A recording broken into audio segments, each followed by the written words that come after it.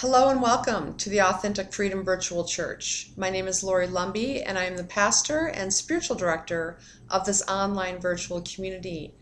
Before I begin this week's service of the Authentic Freedom Virtual Church, I want to wish you all a happy Thanksgiving. And my hope for you is that you're spending time with loved ones and friends and taking time out to be grateful and appreciate the good things that have happened in your life.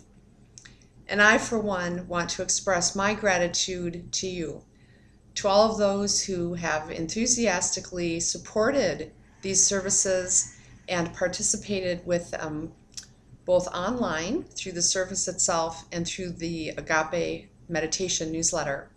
So thank you and happy Thanksgiving. Let me pause for a moment to read to you from our mission statement. We are a community of men and women who consider Jesus to be our teacher while honoring the spiritual truths inherent within all sacred traditions. We recognize the divine as that which is at once outside of us, within us, and present within all of creation, and which can be acknowledged by any name, image, or presence. We believe in the inherent potential of all human beings to become self-actualized and acknowledge the spiritual journey as a formative tool in this endeavor. We believe in the law of love, and we seek to know more fully the love of the divine that dwells within us and which seeks to be known in the world, in and through us, in service to the betterment of our world. Let us pause for a moment in silence as we prepare our hearts and our minds and our bodies to receive God's nourishment for us today.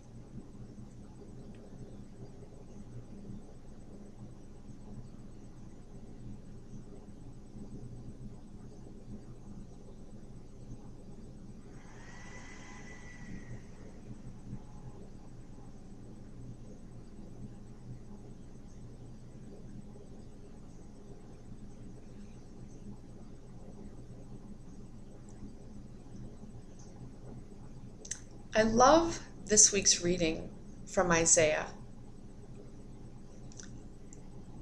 I love this week's reading from Isaiah because it expresses so much of what we experience in the human condition. In the meditation newsletter that I published this week, I spoke specifically about longing. The longing that is within all of us. The longing that causes us to feel restless, dissatisfied, impatient, frustrated, sometimes angry. The longing that ultimately causes us to seek for God, to seek for ourselves, to seek that connection that we ultimately feel on some level like we have lost. In the meditation newsletter this week, I specifically addressed longing. And if you haven't taken time to explore that piece, I invite you to do so. In addition to the longing that we all experience within us that Isaiah writes about in this week's reading, I think he also does a really good job of communicating the frustration and the despair of the human condition. I imagine him to be thinking, as he's writing this chapter, God, what were you thinking? What were you thinking in saying yes? What were you thinking in allowing us to have this human experience? What were you thinking? What kind of loving parent lets a child leave a safe, supportive, loving, nourishing environment to make his way out in the world? What kind of loving parent says, sure, I'll throw you to the wind, figure it out? What kind of loving parent allows a child to explore the inherent dangers of the human experience? What kind of parent allows a child who up until this point has known nothing but love to leave that loving nest to go out into a world where there is fear, where there is hatred, where there is war, where there is conflict, where there is disharmony? What kind of parent allows a child to leave the comfort of their parents' arms to make their way in the world by themselves? I'll tell you what kind of parent. Every parent. If you are a parent yourself, or you have been a parent, you understand what I'm talking about.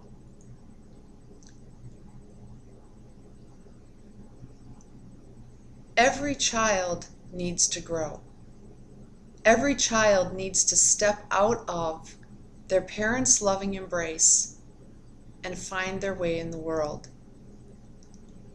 Every child has to leave the perceived safety of their home environment and to go out into what is definitely a potentially dangerous world. Every child has to leave their home so that they can find their way.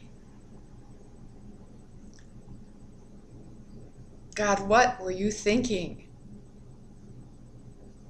God was thinking what every other parent thinks, which is, I do not want to let my child go out into the dangers of the world, but I know that without allowing them this, they will never have an opportunity to grow. God allowed us to choose the human condition, not as a form of punishment,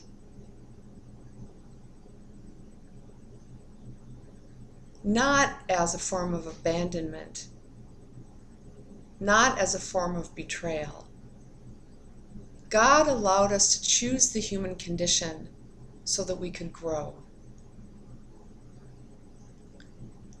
It is only in leaving that sanctuary that we know in God and going out into the world that we have an opportunity to grow, to develop, and mature. And is the case, and is also the case with healthy human families, there is a going out and there is a coming back.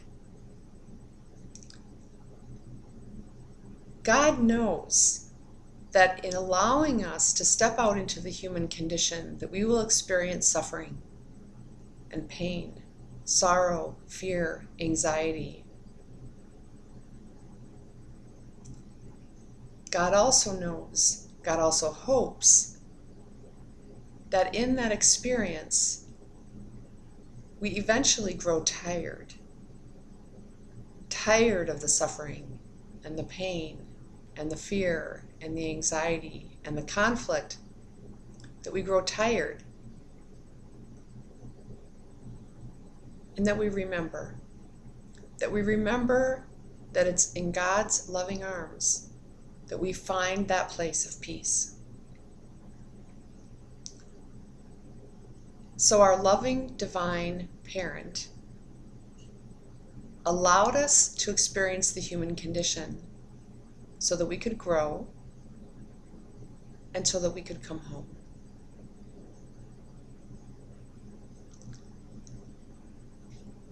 God, what were you thinking?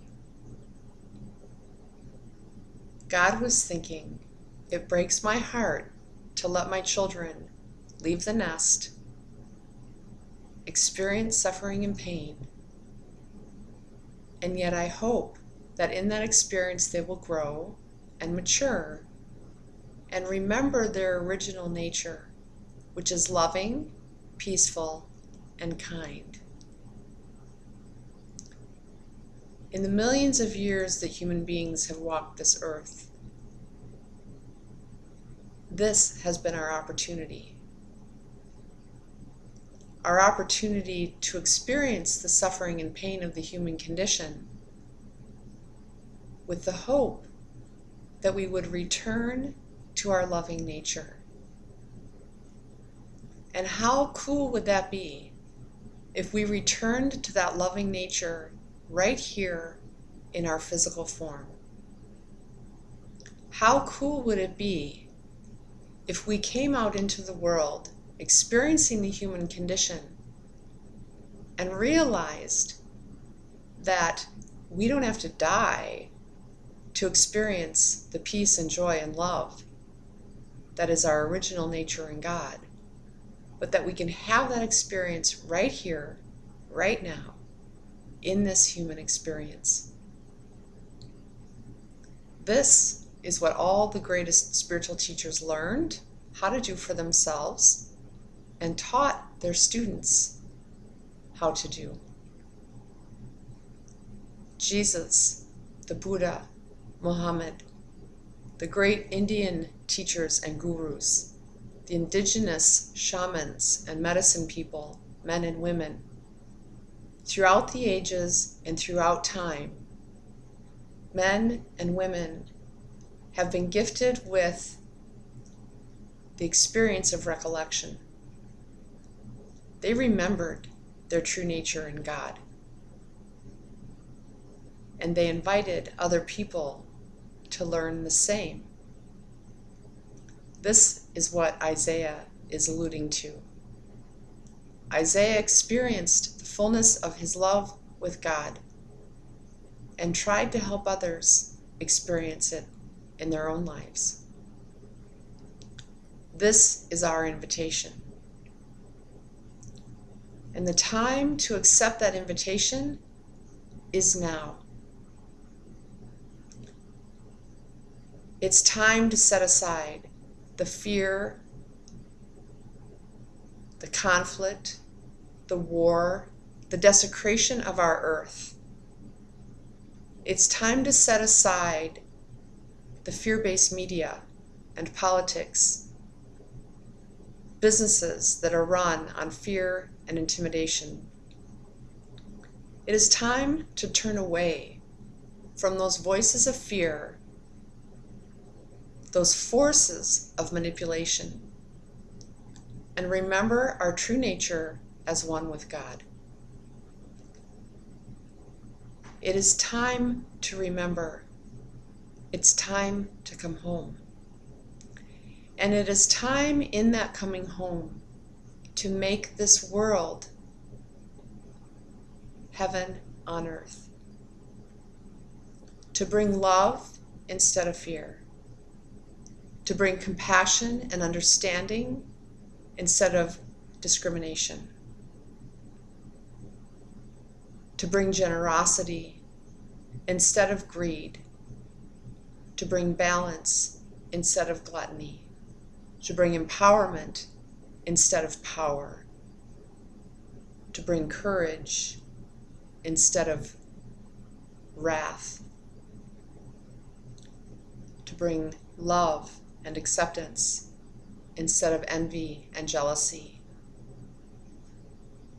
To bring insight instead of ignorance. The time is now to come home to our true selves and to recreate the world that we know in our hearts, that we know in our minds, and that we know in our being. To turn this world from fear into love. As we celebrate Thanksgiving, this is what I'm grateful for. Grateful for the knowledge that our world can be a different kind of world. Grateful for the love that tells me that we are all one. Grateful for the company of spiritual companions who see and believe in the same kind of world. During this time of thanksgiving and gratitude, this is what I'm grateful for. And I'm grateful for you. I'm grateful for your willingness to come home to the love that you are, and to allow that love to change your world and to change the world around you. Thank you. Have an awesome Thanksgiving and many blessings in the coming week as you become more and more aware of the invitation to come home.